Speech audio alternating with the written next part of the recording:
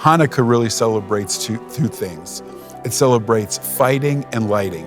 The Jewish people were under the tyranny of this evil king, and they were having their religious liberties stripped of them.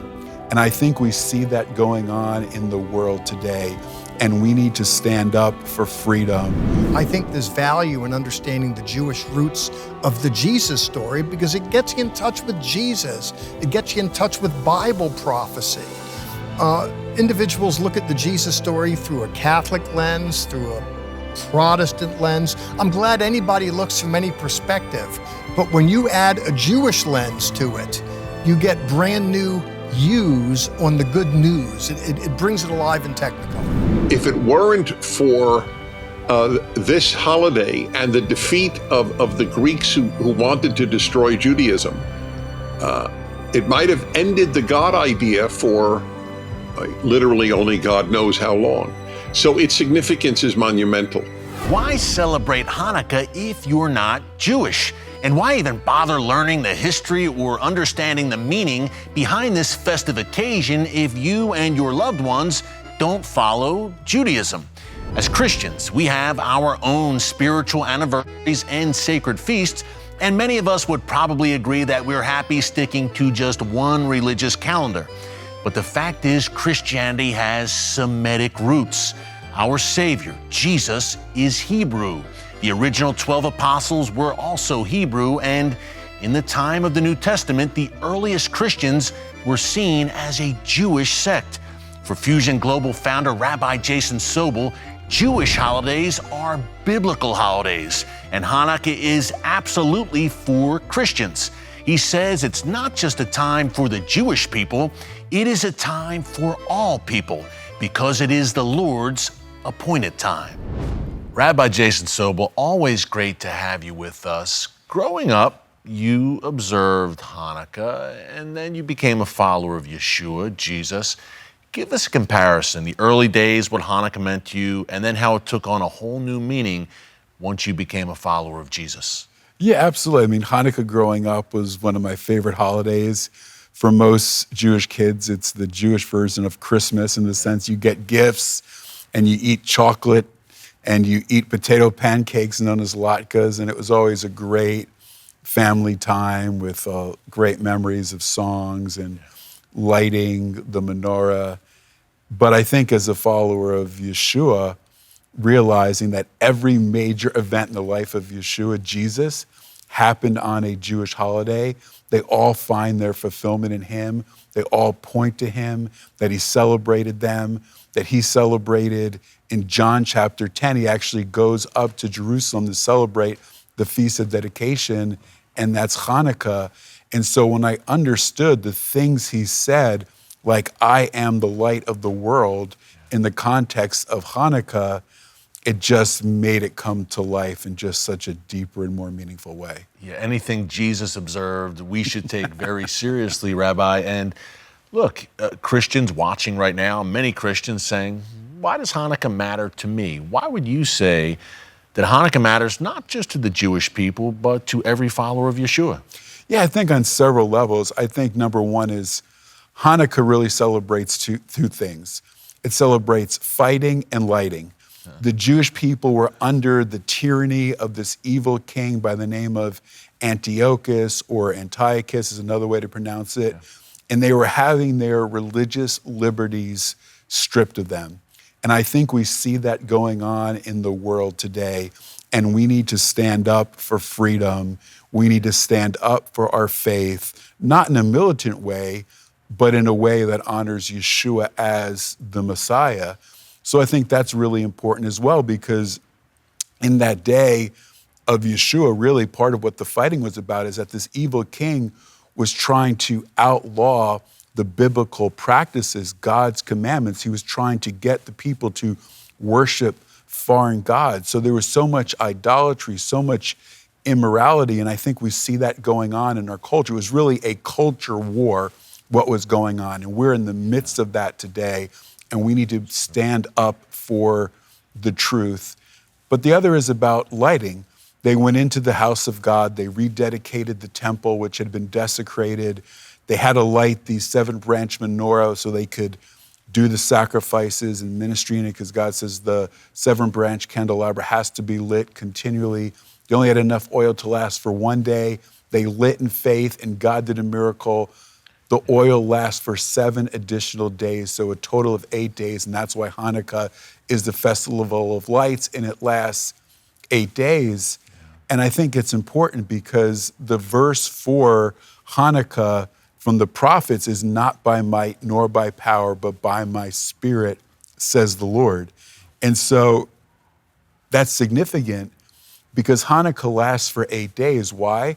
7 is the number of the natural world, but 8 is the number of the supernatural.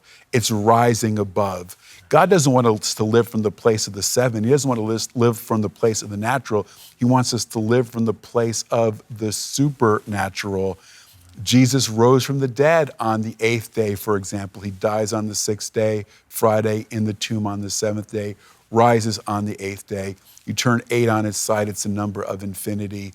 It's the infinite and eternal breaking into the finite.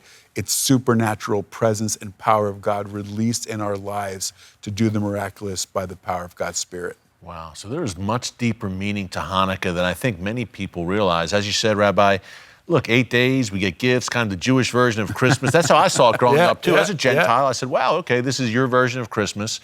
But the Maccabees, those warriors for religious freedom, such a great point. We're in those days today in terms of our religious freedom being infringed upon, including right here in the United States. So I think the Maccabees are an inspiration today now more than ever.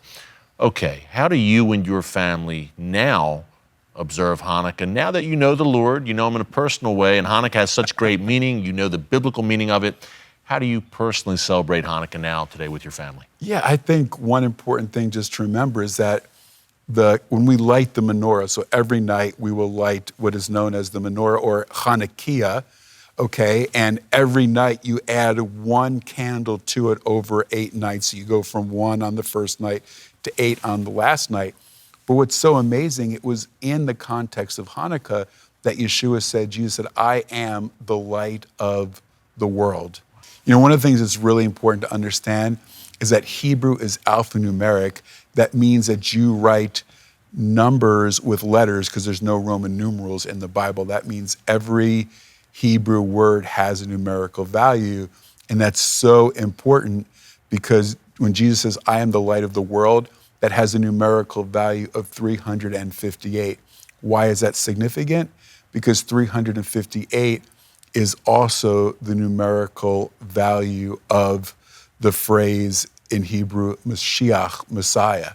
So Messiah 358 was to be the light of the world, 358, and he literally calls us to be that light in the midst of the darkness in the world in which we live. And so we light the menorah to publicize the miracle, remember who Yeshua is, remember what he calls us to do, which is to be a light.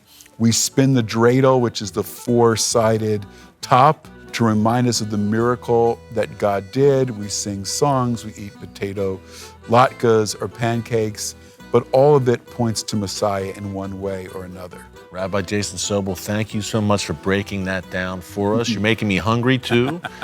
Happy Hanukkah, my friend. Happy Hanukkah, Chag Sameach. As we step into this Hanukkah season amidst the turmoil in Israel, it's clear that this Hanukkah stands apart from any other in Israel's modern history. Dr. Jeffrey Seif is here to take us on a journey back to the earliest days of the Jewish state and what the striking parallels are between the events of that pivotal time and the current challenges Israel is facing. Dr. Seif, great to have you with us. 1948, obviously monumental and perilous time in the modern state of Israel. What are the parallels between that time and today, especially as Hanukkah is upon us? Well, hey, Eric, glad to be with you. Thank you so much. Jews have always had a challenging time making their way from the womb to the tomb. It's been tough politically. With Israel's reemergence, miraculous as that is, that story's played out against the backdrop of nation states roundabout forever wanting to snuff out that light. And there is a famous Hebrew expression that goes along with Hanukkah, Nesh Gadol Ho Yashem, A great miracle happened there, harking to the Hanukkah story. And Jews look at Israel as a modern miracle, to be sure, and the nation's emergence against all odds certainly parallels the Hanukkah story. Back in the day of Hanukkah, the Syrians particularly, under Antiochus Epiphanes, were bent on destroying the Jews, but God brought about a great miracle against the Assyrians there, and we're still fighting them. Yeah, it still goes on today. From over 2,000 years ago, Dr. Seif, to 1948, 67, 73, 2023. Unfortunately, it goes on. But you've done a great job in teaching the Jewish roots of the Christian faith. And why now more than ever, with everything unfolding, prophetic events unfolding in Israel, why now more than ever is it important for Christians, for followers of Jesus, Gentile followers of Jesus, to get plugged in to what's happening in God's land, including what are previously seen by many as strictly Jewish holidays like Hanukkah? Well, great question. And among other things, I serve as the executive director of the Union of Messianic Jewish Congregations. And we live in the world of the Jesus story on the one hand and the Jewish story on the other. And our communities keep their feet in both worlds, and people that appreciate that, Jewish and non-Jewish alike, kind of make their way to these Messianic synagogues. But even those that don't, I think there's value in understanding the Jewish roots of the Jesus story, because it gets you in touch with Jesus. It gets you in touch with Bible prophecy. Individuals look at the Jesus story through a Catholic lens, through a Protestant lens. I'm glad anybody looks from any perspective, but when you add a Jewish lens to it, you get brand new views on the good news. It brings it alive in Technicolor. Yeah, during the Hanukkah season, Dr. Seif, how can believers around the world support the Jewish people as Israel, is in an existential struggle against evil forces, as you mentioned, that seek its destruction? What can Christians do around the world, again, especially during Hanukkah, to really stand with Israel and the Jewish people like never before as we see anti-Semitism reaching record levels? Well, great question. And prayer is always good. I think first to appreciate the value in standing with the Jewish people. I think praying for the Jewish state, and quite frankly, and I'm pleased to see it, and I'd love to see more of it, Hanukkah time is Christmas time, and people give gifts. Why not give a gift to the people of Israel, a financial gift to help, because the needs there are great. I know in the Union of Messianic Jewish Congregations, we've raised more money in the last few weeks than we have ever before. But it comes in, we send it right out to and through Messianic works in Israel. Why not bless the Jewish state at a time when so many are cursing her? Yeah, and in the process, you just mentioned it, Dr. Seif, in the process, fulfill that biblical mandate laid out in Genesis 12:3 to bless Israel and the Jewish people. Yes. Hey, last question. We're talking Hanukkah. Give us a personal take on what Hanukkah has meant to you and your family, and how you observe this holiday. My earliest memories go back to the holiday of Hanukkah, and there's others as well, but Hanukkah particularly because it's so much fun. All the Jewish holidays, by the way, are for the children. And so much centers around, people tried to kill us, we won, let's eat. I mean, Hanukkah, the Syrians tried to kill us, we won, let's eat. Passover, the Egyptians tried to kill us, we won, let's eat. The Feast of Purim, the Book of Esther, the Persians tried to kill us, we won, let's eat. Hanukkah is a fascinating time. It brings back warmer days when my parents were alive, may they rest in peace, when the family was together, when there's some warmth in an otherwise very cold world. Yeah, and amazing, all those forces you mentioned, the Egyptians, the Syrians, Haman and the mighty Persian Empire, they're all in the ash heap of history. But the nation of Israel and the Jewish people continue against all odds to not only survive, but to thrive. Right, and there's a saying in Hebrew, Am Yisrael Chai, the people of Israel live. Come on, devil, bring it on. You're going to lose at the end of the day. We're still around. Like you said, those people are in the ash heap of history. Amen. Dr. Jeffrey Seif, thank you so much. Happy Hanukkah. God bless. We'll see you again soon.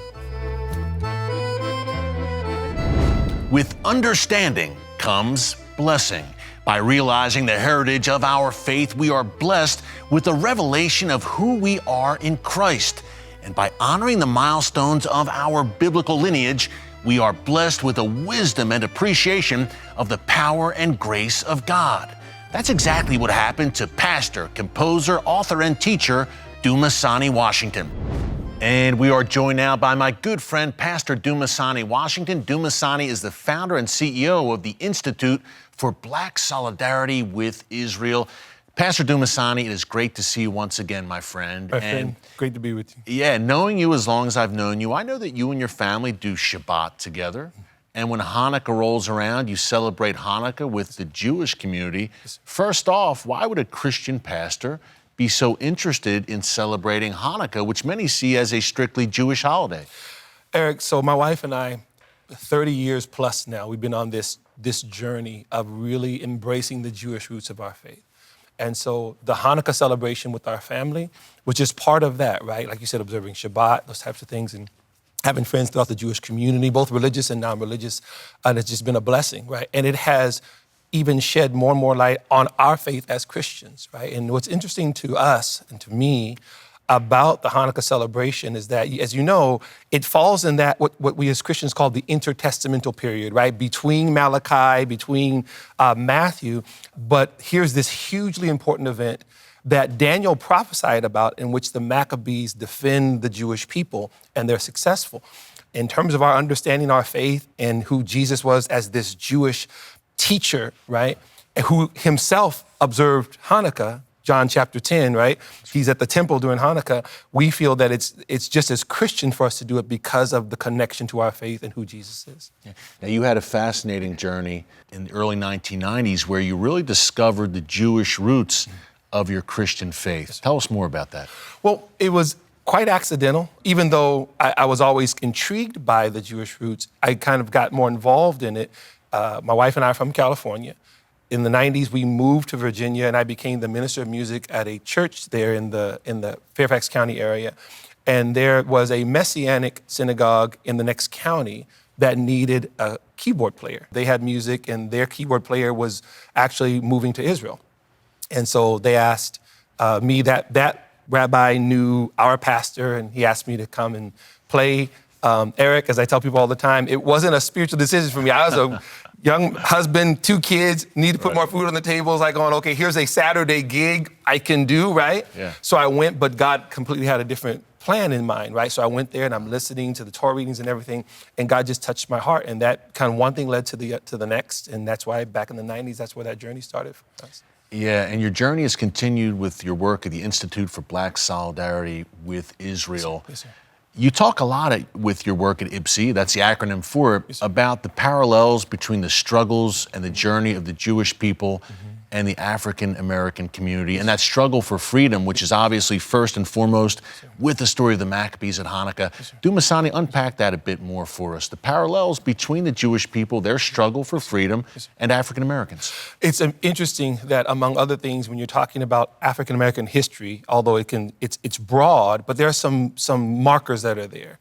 And when we're starting, as a musician, as I am, when you're starting with things like what we call the Negro spirituals, Go Down Moses, Let My People Go, Joshua Fit the Battle of Jericho, these songs that are now centuries old were sung by Africans enslaved on plantations, and the hope for freedom was tied into the God of Abraham, Isaac, and Jacob, right? They were singing about songs of freedom, and those songs were about the Hebrews in Egypt, right? That was the beginning of it in terms of the United States, in terms of history. But what you had throughout there was this synergy. Oftentimes, people who are aware, they'll talk about the synergy between Dr. King and Joshua Heschel during the civil rights movement, right? You have the Jewish community overrepresented in the African-American struggle for civil rights. But a generation before that was the Jewish philanthropist Julius Rosenwald of Sears Roebuck fame and Booker T. Washington, the educator. They come together and build Rosenwald schools all over the segregated South, right? So this synergy and this connection goes back centuries, right? And it goes back in terms of, often, Eric, in our organization, we say that the first Africa-Israel summit was when the Queen of Sheba traveled 3,000 years ago to Jerusalem to meet with Solomon, right? So those ties are deep, and that's part of what we talk about when we talk about what that heritage actually is, that connection. Yeah, unpack that a bit more too, Dumas. Dumasani, Yes, because look, you're traveling and speaking to African-American communities, and you're actually traveling to Africa Yes, sir. to educate them about Israel and the Jewish people and that important historical and biblical link. Yes, sir. Absolutely. So our organization has launched last year what's called the Peace Initiative, and that's an acronym for Plan for Education, Advocacy, and Community Engagement. We recruit young African-American men and women. We take them on a 9-month journey of study and preparation. We learn about the Israeli-Palestinian conflict, Africa-Israel relationship, all these things that we're talking about now.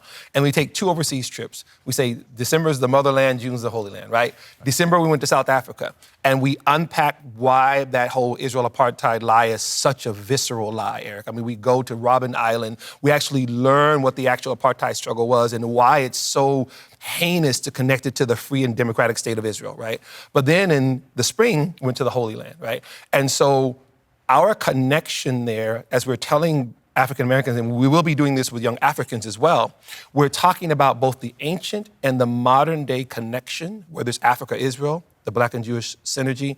And Eric, really, and I really want people to understand this, we say this all the time, that we know that in the body, there's no black or white, there's no Jew, Gentile. The Word of God says, right, there's no separation, right? So we in no way focus on that in some sort of negative thing. We do that in large part because, as you know, the slanders against Israel, apartheid state, Zionism is racism, not only are those things not true, but they actually are pilfering from those struggles, whether it's Black South Africans, African Americans, and we know that we have to set the record straight. Hey, speaking of those slanders against Israel and the Jewish people, right now, obviously, Israel is at war with demonic forces, Hamas, the Iranian regime, Hezbollah, and others.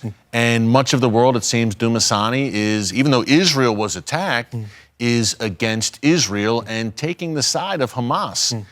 Why right now, at this moment in time, is Hanukkah, the Hanukkah story and message, more important than ever before?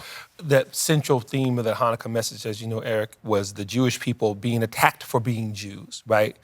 Antiochus says no more Torah observance, no more Shabbat observance, all of these things. And they fought to the death to remain faithful to what God had called them to do. Look at what's happening now. Here Hamas is, as you and I both know, this is not about settlements. It's not about any of those types of things. Hamas's charter says destroy the Jews, destroy the Jewish state, which is what Antiochus tried to do, the same thing. So our Jewish brothers and sisters know, they've seen this for millennia. They know that there are people who just want to wipe them out. This is not about negotiations and none of those types of things. It's about destroying the Jewish state. So Hanukkah now, I would encourage Christians now that if they haven't, and I know you've been teaching on this for a while, Eric, find out about what this holiday is and why it's so important for us as Christians to understand, but why it's so important also for our Jewish brothers and sisters.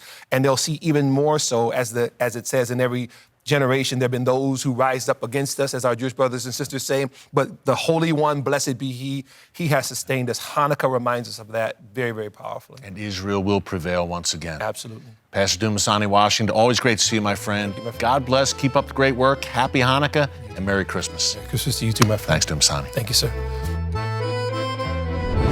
It was an uprising doomed to fail, a temple beyond recovery, a fire that would not survive the night. But somehow the oppressed won freedom. The holy house was restored, and the eternal flame never dimmed. The miracles of Hanukkah have inspired generations throughout history and across the globe, from the patriots of the American Revolution, whose very battle cry, "Give me liberty or give me death," is said to have been cited from the Maccabee army. Columnist, radio talk show host, and public speaker Dennis Prager says this Hebrew holiday has forever impacted the lives of Americans, especially Christians.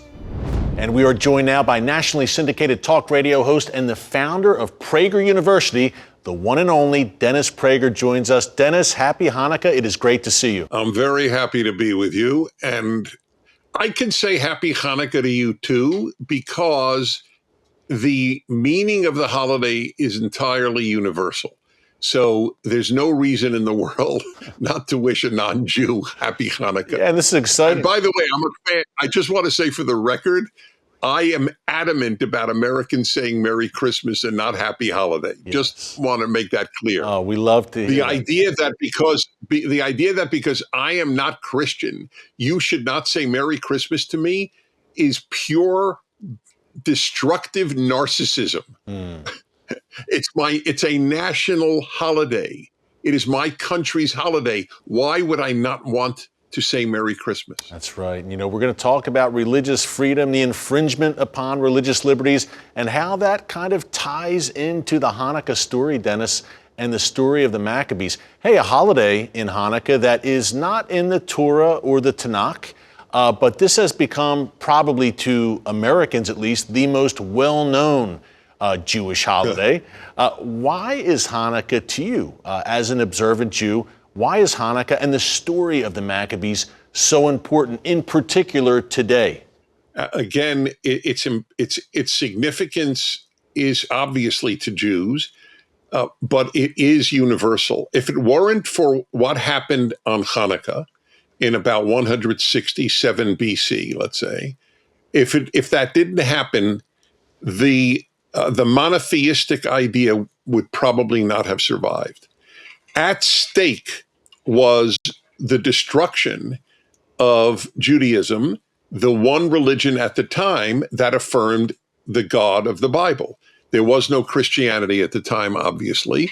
And so if it weren't for this holiday and the defeat of the Greeks who wanted to destroy Judaism, it might have ended the God idea for literally only God knows how long. So its significance is monumental. Yeah, and the oppressive measures taken by the Seleucid Empire. Oh, yes. I mean, people might not realize the temple, the Holy Temple, was completely desecrated. And Dennis, as you said, the worship of the God of Abraham, Isaac, and Jacob was actually banned. Unbelievable. Oh, entirely. The interesting thing is, this was not Jew hatred. It was really Judaism hatred that animated the Greeks there. So, you know, whether the Jews survived or not didn't bother them, but it bothered them that this belief in this one God over everybody, one God who judges everybody. Many scholars, and I've written a well-received book on anti-Semitism called Why the Jews. It's in its 3rd or 4th edition. And we note how many non-Jewish scholars have pointed out that the Jews got hated for bringing a universal judging God into the world. This bugged a lot of people. And it still does today, by the way. Still does today. That's exactly. And this story is so relevant today. I think the average American, and it's why we're doing this show, Dennis, even perhaps the average American Jew may not know the story behind Hanukkah, yet the founding fathers of this nation, the United States of America, were profoundly impacted and influenced by the story of the Maccabees, their struggle for freedom and the struggle against tyranny.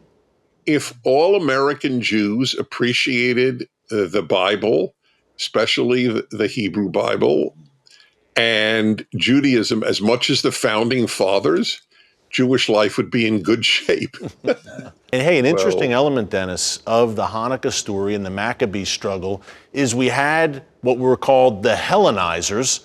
There were aspects of Jewish society at the time who wanted to kind of go along to get along with the Greeks and abandoned essentially their Judaism, their Jewishness.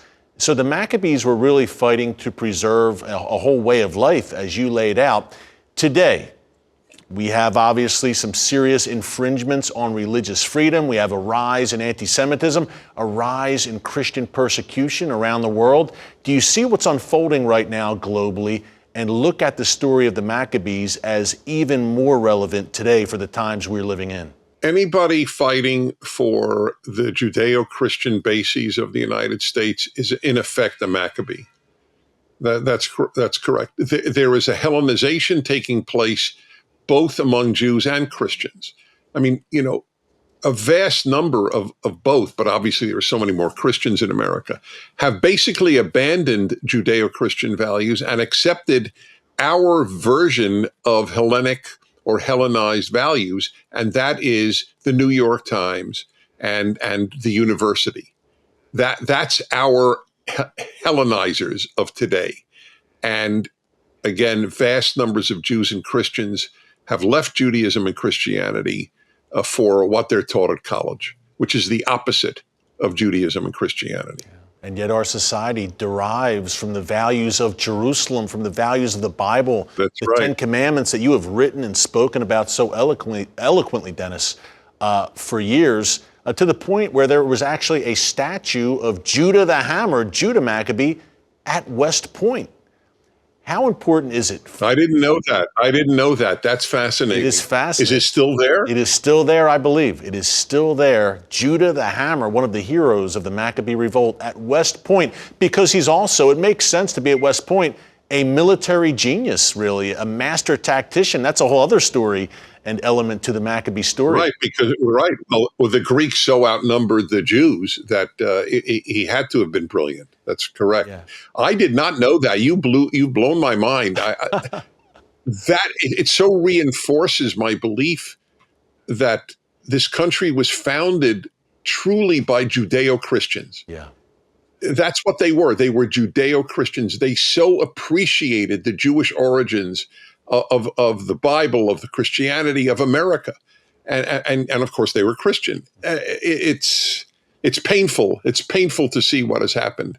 Which, as I said earlier, the opposite is taught today.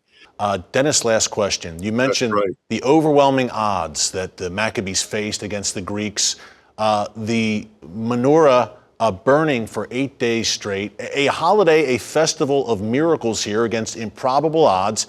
As you've outlined, we're up against some pretty long odds, it seems, right now, but the story of the Maccabees seems to show us that even in the darkest hour, there's always hope. What are your thoughts on that as we celebrate this Hanukkah? Well, yeah, this is the perfect analogy. If enough Americans take up the Maccabee cause, as it were, to fight against the Hellenizers, the anti-Judeo-Christian forces. If people understand, liberalism is not anti-Judeo-Christian values, but leftism is. And unfortunately, liberals vote for the left, but that's a separate issue. We need more Jews and Christians to awaken to the threat. And let me just say, as a Jew, the deepest hatred in this country right now is to Christians. I mean, that's not to Jews. There's a lot of anti-Semitism. It's rising because of the left and because of some Islamic forces in the United States. But the detestation of Christianity is just mind-boggling. And of course, I warn people, and this is a perfect note to end on if you want to end, and that is, when Christianity died in Europe, what did we get? Fascism, communism, and Nazism. What will happen when Christianity dies in America? Every thoughtful person needs to answer that question. Yeah, which makes the message of Hanukkah even more resonant, a message of Right. rededication, Be a Maccabee. revival. Be a Maccabee. Be a Maccabee. Dennis Prager, you are a Maccabee, my friend. Hey, happy Hanukkah, Merry Christmas, and God Thank bless you. you. Thanks so much for joining us, as always. On the first night of Hanukkah, Jewish believers pray, "Praised are you, our God, ruler of the universe, who performed wondrous deeds for our ancestors in those ancient days, who has given us life and sustained us and enabled us to reach this season." As Christians, we claim Jesus as the Messiah. But God, our Father, is the God of the New Testament and the Old. Within the chapters of both Hebrew and Christian scriptures, we read of his marvels. We see him rescuing, sustaining, and resurrecting Jews and Gentiles. We share the same ancestry, the same author. Our histories are interwoven, eternally stitched to the great I Am. Why does Hanukkah matter? It's a biblical holiday, an opportunity to understand and appreciate the historic divine intervention of God, and a timeless universal reminder of the human longing for freedom, which is a gift from God above. So happy Hanukkah, Merry Christmas, and God bless.